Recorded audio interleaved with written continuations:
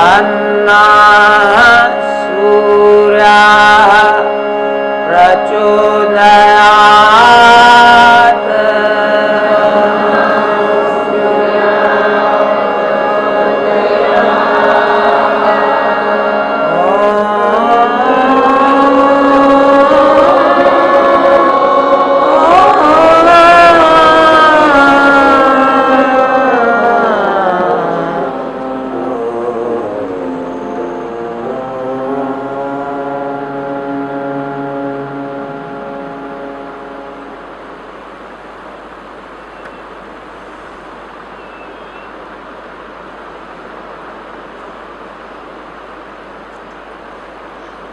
सबका स्वागत है, सबको नमस्कार।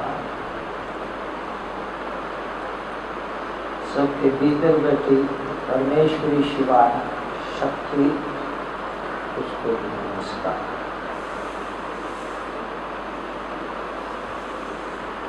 त्रिपुर शिवा पीठम सभी लोगों की स्वामिनी, सभी में व्याप्त परमेश्वरी भगवती शिवा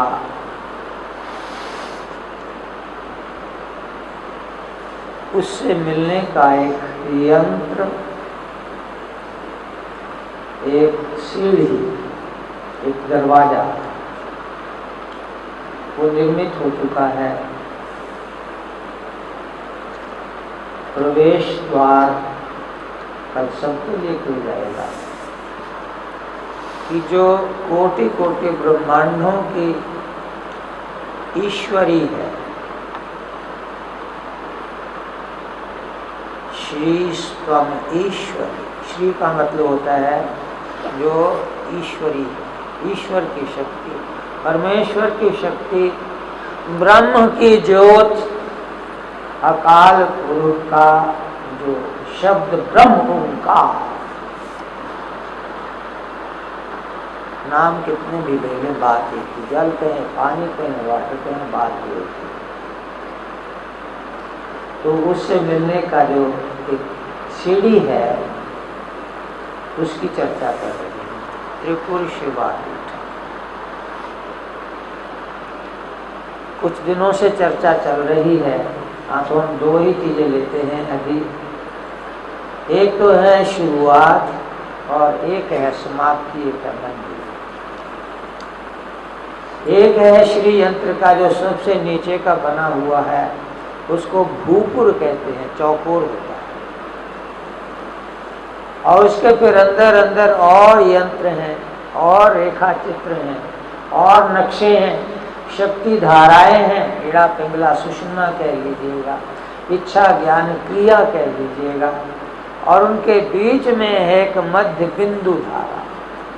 बिंदु, बिंदु का मतलब जहाँ कुछ भी नहीं, संसार, प्रपंच, नाम रूप वहाँ अभी प्रकट नहीं हुआ, बीज रूप में चाहे है।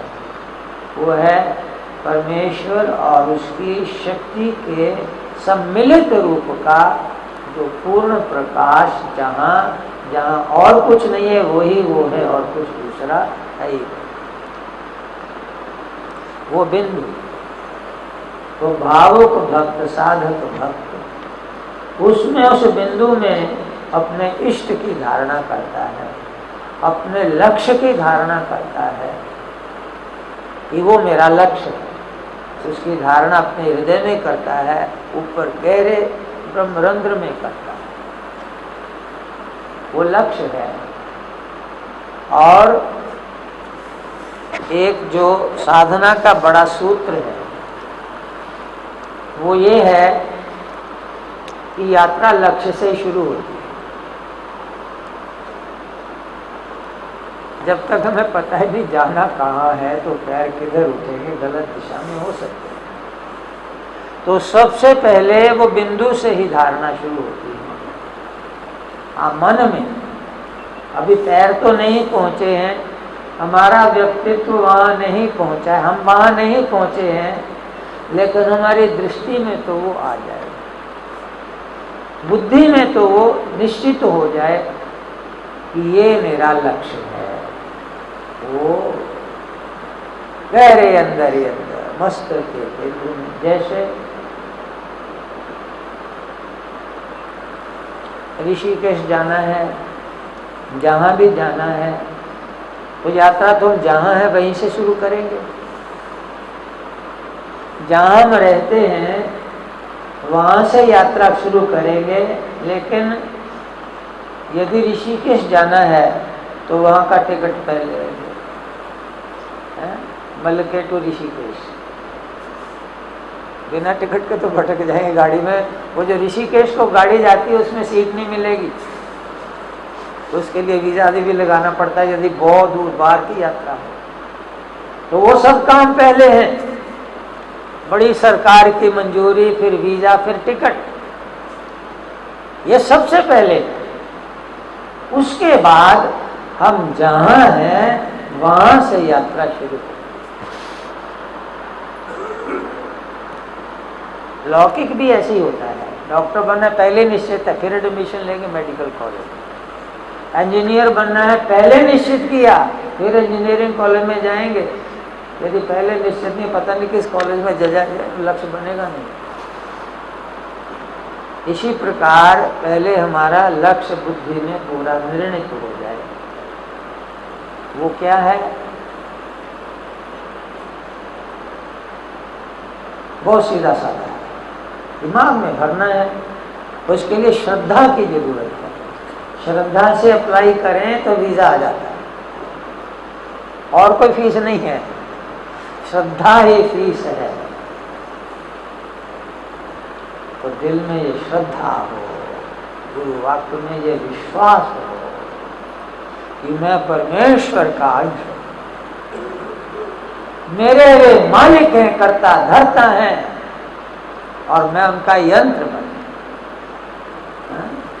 ये है वीजा। अप्लाई करें श्रद्धा से, तत्काल उत्तर आता है। जितने मर्जी कर ले अपनी, सब उत्तर मिलेगा। तो ये श्रद्धा रख के फिर ये टिकट लेना है। हाँ, इससे पहले भी पासपोर्ट होता है ना? हम भूल गए, पासपोर्ट की बात है। पासपोर्ट तो सबको ही मिला हुआ है, ये मनुष्य शरीर ही पासपोर्ट है। ये दुर्लभ 5 तत्वों का 3 गुणों का बना हुआ जो मनुष्य शरीर है, भगवान ने पासपोर्ट देकर ही भेजा है, जन्म दिया है। अब वीजा हम लगा लें, ये क्योंकि मनुष्य शरीर की ये विशेषता है, इसमें श्रद्धा की विशेषता। भाव धर सकते हैं, पशुओं में और जानवरों में ये भाव वाली बात नहीं है। श्रद्धा वहां पर नहीं है, क्योंकि वे गुरु वाक्य सुन नहीं सकते हैं, शास्त्र सत्संग सुन नहीं सकते हैं। तो पासपोर्ट मिल गया, अब वीजा लगा लें, उसके बाद टिकट। टिकट क्या है? गुरु की शरण में चले जाए, या गुरु की शरण में चले जाए, वीजा को खुद दिलवा देंगे। बढ़िया एजेंट हो, बढ़िया पूरी अप्रोच हो, तो कहते कोई फिक्र नहीं, आ जाओ, वीजा हम लगवा लेंगे, टिकट भी दे देंगे साथ ही। तो ये फिर हाँ, रास्ता क्या है? परानक्षा, ये महावाक्य नाम दीक्षा आदि है। और यात्रा शुरू करने की बात है, इसी में सावधान।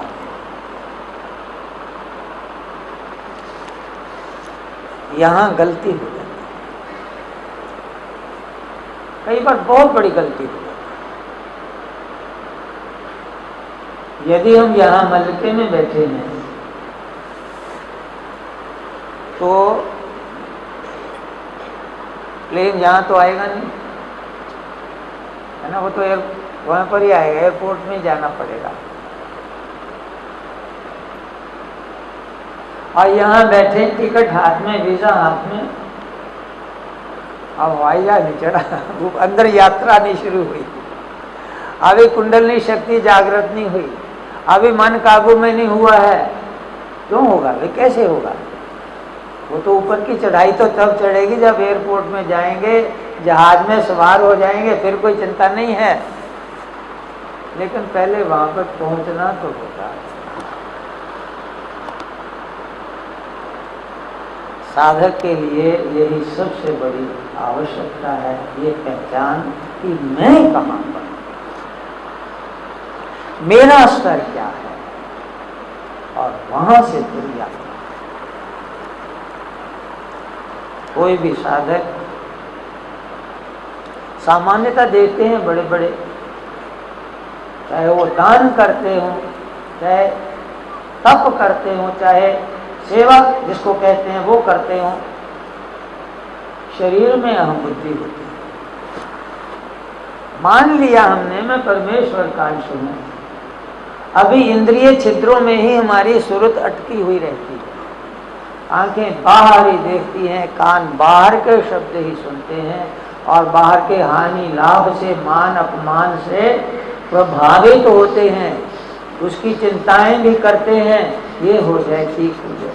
शरीर से संबंधित जितने रिश्ते नाते हैं उनकी परवाह में ही सारा समय लग जाता है। कोई गलत नहीं, बिल्कुल सही। लेकिन यात्रा कैसे शुरू करनी? जब तक हम स्थूल शरीर में हैं, जब तक सर्दी गर्मी भूख प्यास के अधीन रहते हैं,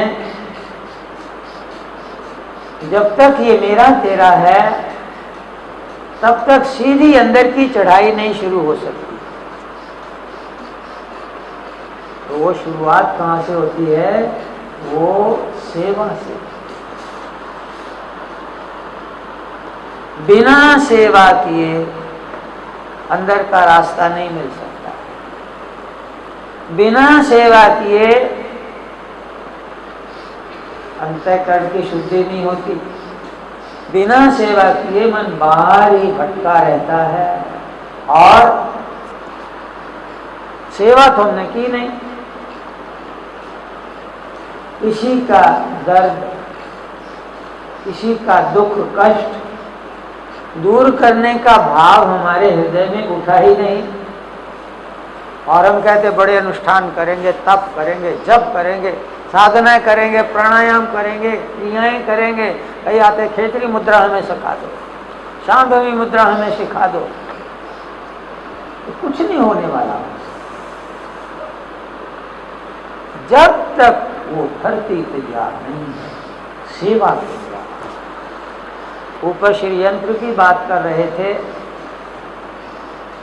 ऊपर बिंदु है, वहां पहुंचना है, लेकिन श्री यंत्र में प्रवेश का जो भूपुर जिसको कहते हैं, वो प्रवेश द्वार है।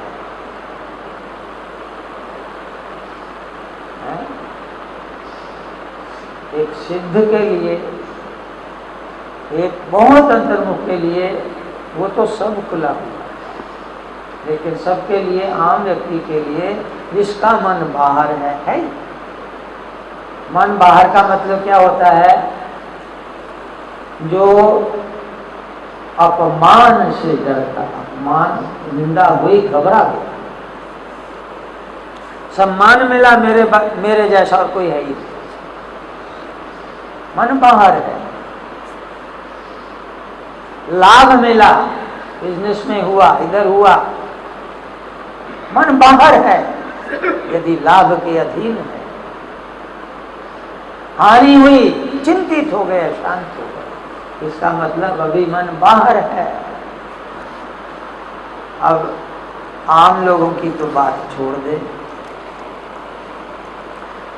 सामान्य व्यक्ति की, गृहस्थी की, जो साधन मार्ग में पुरुष नहीं हुए हैं उनकी बात तो छोड़ दें।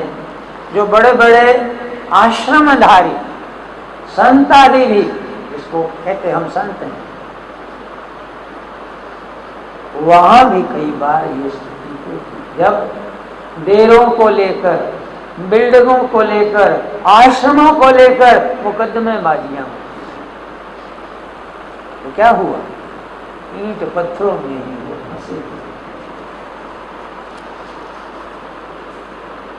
बहुत जगह ऐसा है, चाहे वो ईंट पत्थर का कोई छोटा सा मकान हो या एक बड़ा भारी आश्रम हो, रहने वाला अपने आप को इसमें कोई गृहस्थी कहे या कोई कहे मैं संत हूं, यदि वो ईंट पत्थरों के दायरों को लेकर, मकानों को लेकर प्रभावित, उससे अधीन उनके लिए लड़ाई झगड़ा जाते ऐसा कुछ करता है, तो अभी वो उसकी चेतना शरीर के अंदर प्रविष्ट नहीं हुई है, अभी यात्रा शुरू नहीं हुई, तो कसौटी छोटी सी है, इसको समझ लें और फिर यात्रा शुरू करें। क्या सचमुच को ऐसे हैं जिनको निंदा स्तुति, लाभ हानि, जय पराजय कोई फर्क नहीं पड़ता, करें सीधी साथ में, सफल हो जाए। और जब तक ऐसा है, अहम है इसका मतलब अहम है, मैं ये शरीर हूँ, मैं बहुत बड़ा तपस्वी हूँ, मैं बहुत बड़ा तपी हूँ, मैं बहुत बड़ा साधक हूँ, या मैं बहुत पापी हूँ, मैं बहुत कमजोर हूँ, इन दोनों के साथ मैं ही जुड़ी हुई है, इनके कारण सूरत बाहर ही है। तो सर्वप्रथम सीढ़ी है सेवा, करते जाएं करते जाएं करते जाएं, और सेवा ही लक्ष्य रह जाए, ना लाभ ना हानि ना मान अपमान। तो निश्चित ऐसे यहाँ पर एयरपोर्ट से सीधी गाड़ी लेने आ जाएगी, यहाँ पर संभव है, और नहीं तो यहाँ बैठे सारी उम्र इंतजार करते रहे, वो अंदर की चढ़ाई, सुषुम्ना पथ की चढ़ाई नहीं संभव। हाँ, सेवा का अर्थ समझ लेना चाहिए, सेवा कहते किसको? सेवा का मतलब हाथ पैर की क्रिया इतना ही नहीं है, में कितने स्तर हैं, जैसे स्थूल शरीर, सूक्ष्म शरीर, कारण शरीर। स्थूल शरीर जैसे ये हाथ पैर आदि दिखाई दे रहे हैं, फिर प्राण हैं, इंद्रियां हैं, फिर हमारा मन और बुद्धि, ये सूक्ष्म। तो तीनों के साथ सेवा, मन से भी हो, इंद्रियों से भी हो, और स्थूल शरीर से भी, तब वो सेवा होगी। और वो अहम को खत्म कर, और वो सेवा हो अपने क्रोध लोभ मोह का संहार करने के लिए, किसी का भला करने के लिए, किसी पर उपकार करने के लिए। हाँ, सेवा के नाम पर क्या होता है, हॉस्पिटल खुल गए, अन्न क्षेत्र खुल गए, बहुत कुछ हो गया, मैं करने वाला। और सेवा किसकी कर रहे हैं? खाली स्थूल शरीर। ये जो मर्त शरीर है उसको अन्न दे दिया, ये जो मर्त शरीर है उसको दवाइयां दे दी, इसके अंदर जो रहने वाला है कोई खबर नहीं इसकी, भी उसके मन से भी, उसके प्राणों में भी, उसकी बुद्धि में भी, अपने संकल्प के, अपने मन के द्वारा, अपने भाव के द्वारा, अपने प्यार के द्वारा उसको गले तो लगा। तो ये पूरी सेवा होगी। आजकल सेवा के जैसे गलत नहीं है, कल हॉस्पिटल खोलिए, अन्य क्षेत्र खोलिए, जितना बहुत ठीक है, गलत नहीं है, लेकिन इससे भी अच्छा हो सकता है, और बहुत अच्छा हो सकता है, यदि स्थूल शरीर को लेकर ही ना सब कुछ हो, मन से हो, प्यार से हो, किसी पर एहसान का भाव, दिखावे का भाव नहीं कि हमने इतने हॉस्पिटल खोले, हमारे वहाँ पर वो लंगर चल रहे हैं, हमारे वहाँ पर ये सेवा कार्य चल रहे हैं, ये तो प्रदर्शन ही हो गया। फिर कह रहे हैं बहुत अच्छा है, गलत नहीं है, लेकिन इस सेवा से वो जो अखंड आनंद परमात्मा, उसकी प्राप्ति का रास्ता नहीं खुलने वाला, अलौकिक मान सम्मान वो मिलता चाहे चला जाएगा। तो सेवा का स्वरूप समझा, शरीर से भी करें, हॉस्पिटल आदि वो भी खोलें, लेकिन अंदर वो भाव होना चाहिए। सेवा के शुरू में ही हम 2 सूत्र दे रहे हैं। पहली बात यह है कि हम गरीबों की भला कर रहे हैं, मरीजों का भला कर रहे हैं, भले भोले वाली बात छोड़ कह तो देते सेवा, लेकिन मन में देखो हमने इतने रोगियों का इलाज किया, हमने इतने भूखों को अन्न दिया, इतने नंगों को वस्त्र दिया, फिर क्या सेवा? ये लौकिक बात है। हाँ, सेवा करिएगा इस भाव से भी कि इन रूपों में दुखी, कष्ट, रोगी, इन रूपों में भगवान मेरे सामने प्रकट हुए हैं और मुझे उन्होंने सेवा का अवसर प्राप्त दिया है। उनकी सेवा करें और साथ में उनके चरण स्पर्श करें, उनका धन्यवाद करें कि आपने अपने ऊपर कष्ट लेकर मुझे सेवा का मौका दिया। अहंकार का तो प्रश्न ही कोई नहीं। तो मन भी हो, सेवा किस लिए करनी है? अपने, ये छोटा सा नुक्ता, सेवा किस लिए करनी है? अपने अंतःकरण की शुद्धि करने के लिए, न कि दूसरे का भला करने के लिए। यदि भला करना तो भगवान सबके मालिक है, वो सर्वेश्वर है जिसके संकल्प से ये सब कुछ ऐसा हो जाता है। एक संकल्प करेंगे वो सब अन्य हो जाएगा। वो नहीं कर रहे हैं, इसलिए नहीं कर रहे हैं कि हमें सेवा का मौका दे रहे हैं कि हम इस सेवा के माध्यम से अपने अंतःकरण को शुद्ध करें।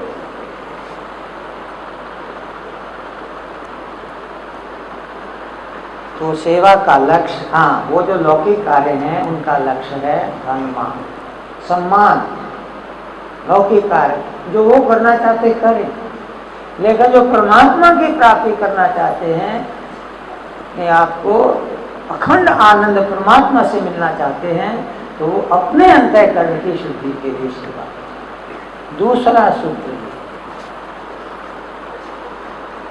सेवा करने में कोई भेदभाव नहीं। इसकी सेवा, वो नहीं, वो सेवा का अधिकारी नहीं, वो नहीं, उसकी नहीं, उसकी, वो बड़ा पापी है, वो बड़ा दुष्ट है, वो बड़ा मूर्ख है, उसकी नहीं सेवा करनी।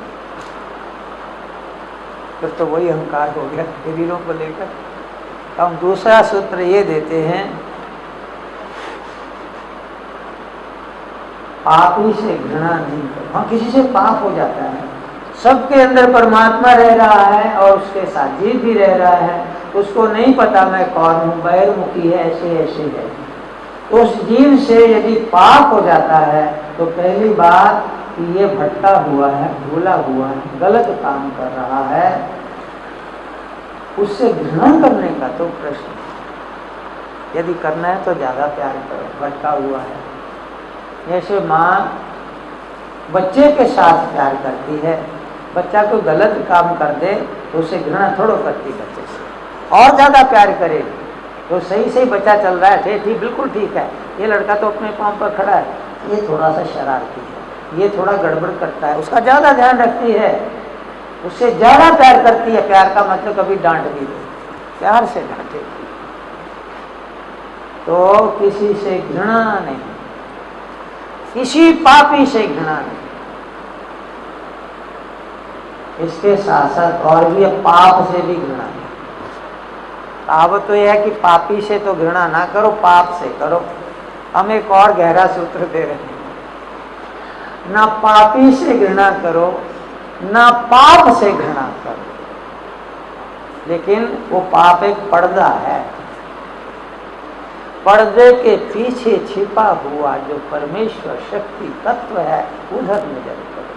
हमारी दृष्टि ऐसी होनी चाहिए कि पाप रूपी पर्दे का भी भेदन कर सके और उसके पीछे छिपे हुए वो परमात्मा ज्योति को पहचान कर सके, उसके साथ संबंध जोड़ सके और इस भाव से सेवा।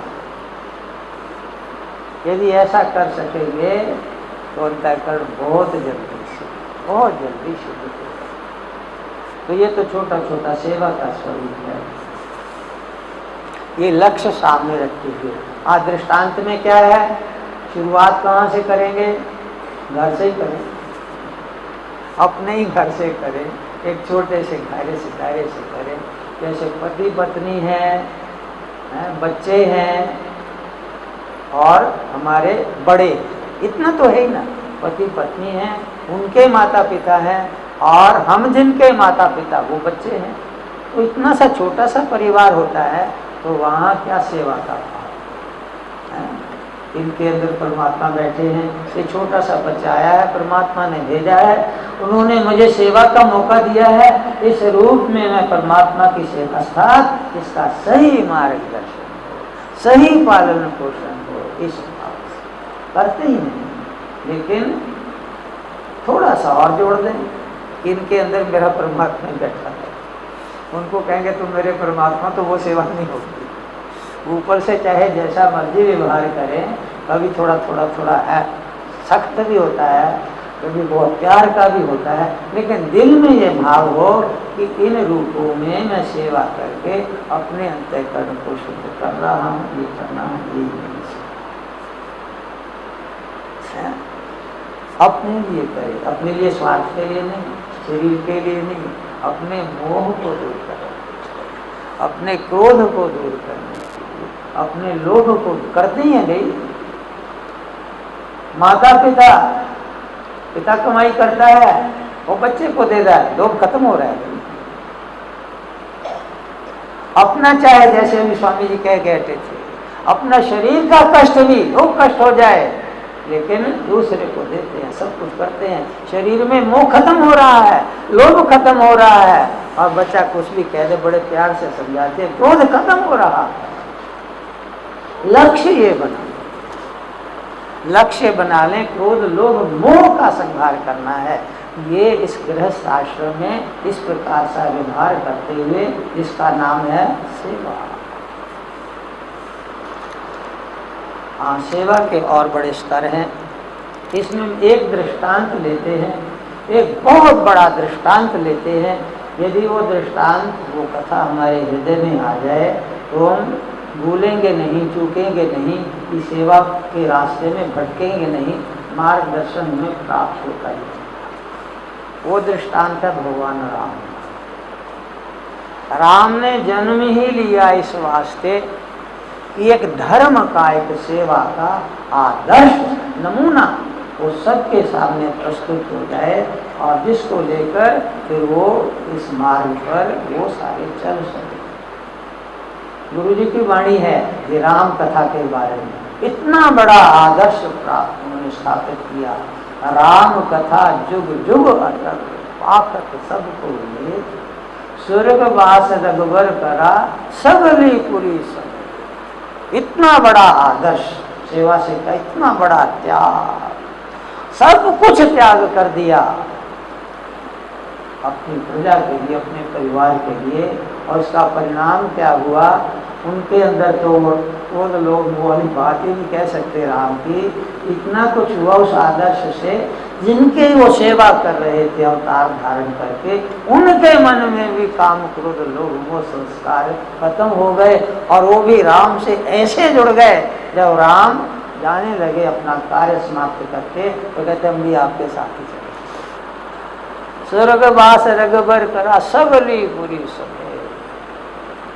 तो ये सेवा कहाँ तक चलेगा, सेवा करते चले जाएंगे, करते चले जाएंगे, अपने आप ही वो योग, वो भक्ति, वो ज्ञान सीढ़ियाँ चढ़ते जाएंगे, चढ़ते जाएंगे। और यदि सेवा नहीं की, सीधी चढ़ाई करने की कोशिश की, तो जरूर कहीं भटकेंगे, चोटें लगेंगी, नीचे गिरेंगे, और फिर चढ़ेंगे ऊपर, और बिना सेवा के सफल नहीं हो सकेंगे। ध्यान करना, साधना करना बहुत आसान है। एक सिद्ध पुरुष के लिए ध्यान करना बहुत आसान है, लेकिन अभी जो एक प्रारंभिक व्यक्ति है, अभी जो प्रारंभिक व्यक्ति है, उसके लिए बहुत कठिन है।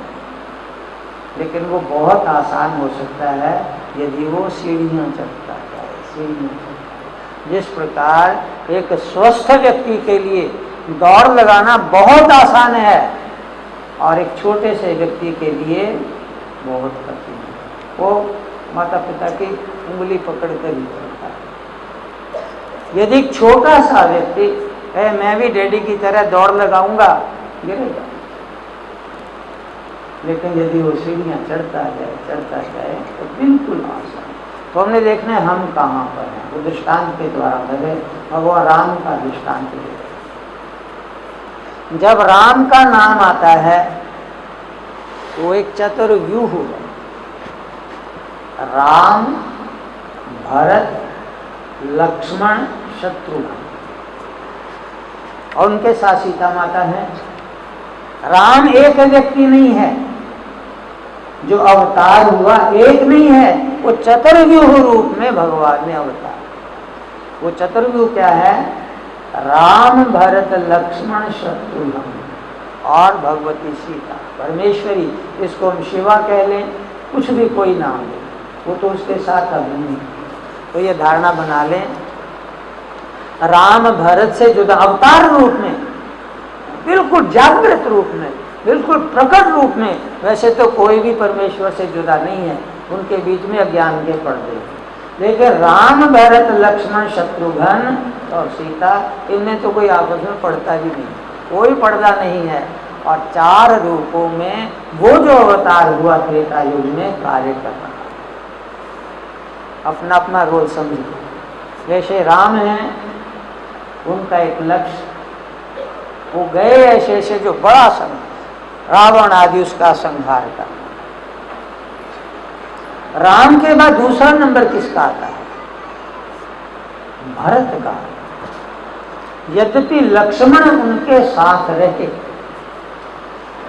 नित्य संगी रहे जंगलों में, बिल्कुल साथ जुड़कर उन्होंने मेघनाद आदि का संहार किया, लेकिन नंबर है भरत का।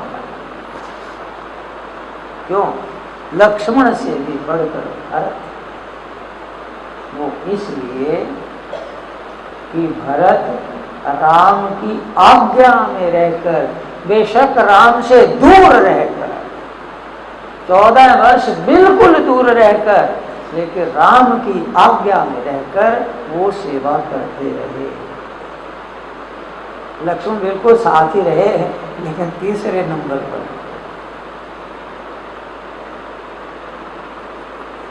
तो ये दूसरी सेवा, तो क्या है? आज्ञा, बिल्कुल समीप। जैसे कहते, और कई बार तो हम कभी जाते आते तो पानी का हमारे लिए अलग, वो हमारे लिए अलग। हमारी सेवा करना है तो सबसे पहले हमारे कमरे की सफाई करनी सबसे पहले, और यहाँ पर गलियारों में झाड़ू लगाना हो, कोई बात नहीं, पर देखा जाएगा। उसको समझते हैं वो तीसरे चौथे नंबर पर है, नंबर ही नहीं कोई उनका। लेकिन ये दृष्टांत ऐसा है जो राम का दृष्टांत है। राम तो खैर उन्हीं रूपों में प्रकट हो रहे हैं, वो तो आदर्श हैं, उनका तो अनुकरण करना है। लेकिन राम के बाद जो सेवा का दर्जा मिला है, अवतार पद में जो दर्जा मिला है, वो भरत का मिला। विशेषता क्या है? राम का सामीप्य भी नहीं। भरत चाहते थे कि प्रभु मुझे अपने साथ रखो, अपने समीप रखो, लेकिन समझते थे राम इनका दर्जा बहुत बड़ा है, जाओ आपको हमसे दूर जाना पड़ेगा, उधर जाओ, इधर जाओ, उधर जाओ। और करना क्या है? वही राम कार्य करना है, उनके हुक्म में रह के करना है, सब तप त्याग करते हुए करना है। तो क्या है? ये हुक्म की। यदि ये समझ लें तो मैं सेवा का सूत्र समझ लूँ। तो कहते हम आपके साथ जंगलों में रहकर तप करेंगे, हम कहते भी यही रह के करो, वो ज्यादा बड़ी सेवा हो जाएगी, ज्यादा बड़ा भजन हो जाएगा। उससे सीधा ही अंतःकरण शुद्ध होना चाहिए। तीसरे नंबर पर आते हैं लक्ष्मण। लक्ष्मण के बारे में सभी जानते हैं, लेकिन जो आखिरी है ना, शत्रुघ्न, नंबर चौथा है, लेकिन नाम उनका बहुत बड़ा। राम तो सब में रमे हुए, भरत सबका भरण पोषण कर रहे, लक्ष्मण सबको दिशा निर्देश दे रहे, लेकिन चौथे नंबर पर कौन है? उनका क्या नाम है? शत्रुघ्न, शत्रुओं का संहार करने वाला। जब तक शत्रुओं का संहार नहीं होगा सेवा सफल हो ही नहीं सकती। नंबर 4 है शत्रुघ्न का, लेकिन उसका दर्जा बहुत बड़ा है। वो पहरेदार हैं, वो भूपर में साधना मंडल में प्रवेश का वो द्वार है शत्रु। समझ में आ रहा है ना? शत्रुघ्न की सेवा क्या थी? वो भरत के अनुगामी। ये सूत्र यदि समझ में आ जाए तो सेवा सूत्र समझ में। वो राम के अनुगामी भी नहीं बने, वो लक्ष्मण के जुड़वा भाई थे, लेकिन लक्ष्मण के साथ भी नहीं रहे, उस भरत के साथ रहे जो राम से भी दूर रहे। उस भरत की आज्ञा में रहे जो राम से। तो आज्ञा की महिमा यहाँ पर। यदि शत्रुघ्न नहीं है तो जो राम अवतार रूपी किला उसकी नींव खत्म हो जाती है।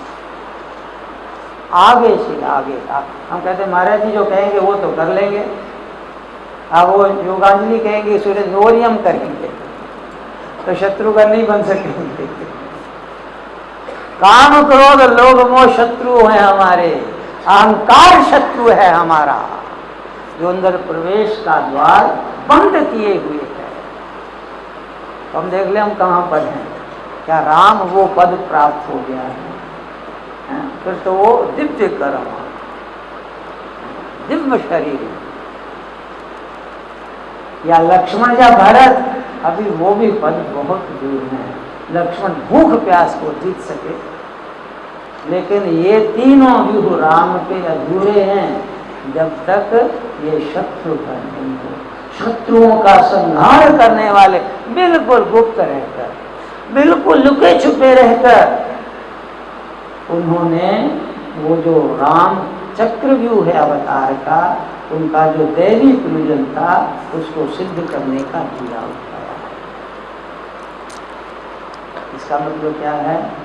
सेवकों के भी सेवा। जो इस मार्ग पर चल रहे हैं उनके भी सेवक, उनकी भी आज्ञा में। सूत्र समझ में आ रहे हैं? सेवा के सूत्र समझ में आ रहे हैं। सीधा हुक्म नहीं मिलता, चलो कोई बात नहीं, जिसको हुक्म मिला हुआ है उसके हुक्म में यदि कोई रह सकता है तो फिर अज्ञान रूपी जो अहम रूपी शत्रु है ये इसका बिल्कुल संहार हो जाएगा। कोई अहंकार रहेगा नहीं, और ऐसा बिल्कुल बिल्कुल जैसे किसी को पता ही नहीं लगा है, और इतनी चढ़ाई कि वो वहां से हवाई सीधा आ जाएगा। तो ये छोटे से सूत्र हैं सेवा के सूत्र। तो बिल्कुल गुरुवाणी माता कोई नाम न जाने मेरा है, ऐसी सेवा हो कि किसी ने सेवा की है ये भी ना पता लगे। ये छोटे छोटे सूत्र यदि हमारे हृदय में प्रविष्ट हो जाए तो जो श्री यंत्र का जो पहला चक्र है जिसको भूपुर कहते हैं, आधार है, उसमें प्रवेश हो जाएगा। जब प्रवेश हो जाएगा तो धीरे धीरे फिर वो अंदर के रास्ते मिलने शुरू हो जाते हैं। उसके बाद और भी स्तर आते हैं जब इंद्रिय छिद्र अंदर की ओर जाने शुरू हो जाते हैं। बड़ा संग्राम है, बड़ा क्षुब्ध होता है, बहुत कुछ होता है, लेकिन वो रास्ता मिल गया फिर वो सीखी चल। तो बस इतना याद कर लें कि हम कहाँ पर वहीं से जानता है। सीधा हुक्म नहीं मिलता है, शास्त्रीय आगे जहाँ है भगवान ने जहाँ रखा हुआ है अपनी स्थिति को समझते हुए गुरु शास्त्र की आज्ञा में रहते हुए अपने लोभ मोह को खत्म करने के लिए वो यात्रा करेंगे तो अपने आप अंदर का रास्ता होता है। ये नहीं कि यहाँ तो फंसे हुए, यहाँ तो तंग हैं, ये तो काम कठिन है, छोड़ो सीधा सीधी चढ़ाई करेंगे, कभी नहीं सफल हो सकते। जहाँ है वहीं से, जैसे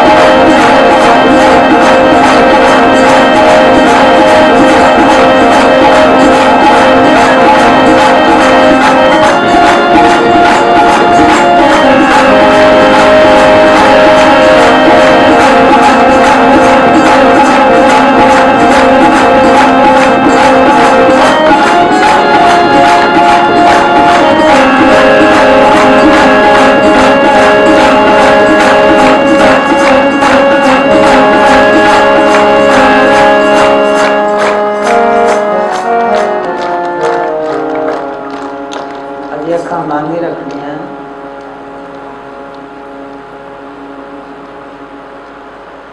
अपने आप में देखते चले जाना।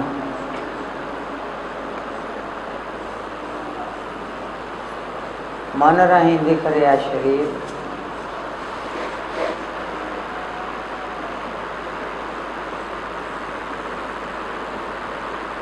परमात्मा का मंदिर है, श्री यंत्र है। मेरा मालिक राम सब थाई रमया होया, मेरे अंदर ही विराजित, मेरे अंदर ही स्थित, सब च रमया होया। और भरत शत्रुघ्न लक्ष्मण ये भी अंदर ही। राम सब च रमया होया मेरे अंदर। भरत बुद्धि है, निश्चय है, दृढ़ता है। राम दे हुक्म की जरूरत। लक्ष्मण प्राणी ताकत है, शक्ति है।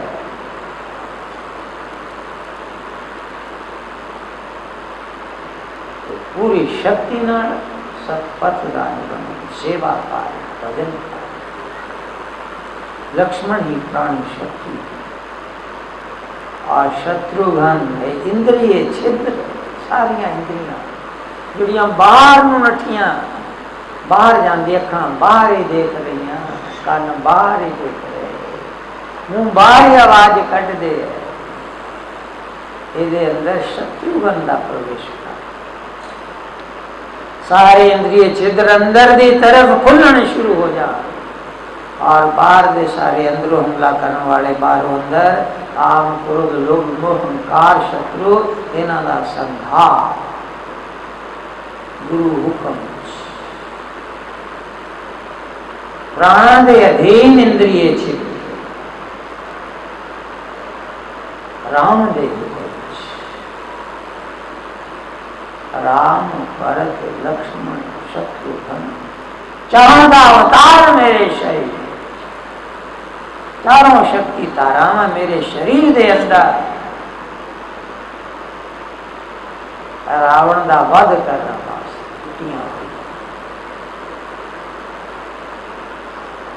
अज्ञान दा संहार करने वास्ते।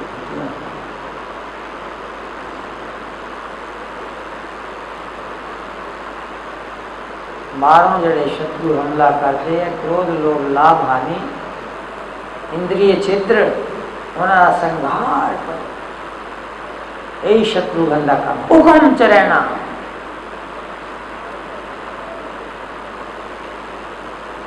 भरत दे हुक्म, बुद्धि दे हुक्म, एक निश्चय बन गया, उदे हुक्म च रहे। एक लक्ष्य स्थापित कर लिया, मेरा लक्ष्य है परमात्मा की प्राप्ति। उस लक्ष्य दे, उस बुद्धि च दृढ़ होए, हुक्म दे अधीन साढ़े बाहर दे सारे काम कार हों, उसके हुक्म दे अधीन इंद्रियां दियां क्रियावां होण, शत्रुघ्न अवतार ले लेगा और सारे शत्रुओं का संहार। और फिर प्राण की ताड़ा अपने आप दौड़ती जाएगी अंदर।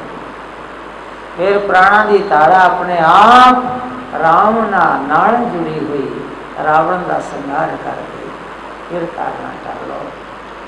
राम साडे अंदर बसे हुए, भरत बुद्धि है, निश्चय है, ओदा हुक्म है, ओदे हुक्म दे अधीन, निश्चय दे अधीन ये सारे बाहर दे साडे काम काज होण, इंद्रियां दे व्यापार होण, तो शत्रुघ्न का भी अवतार।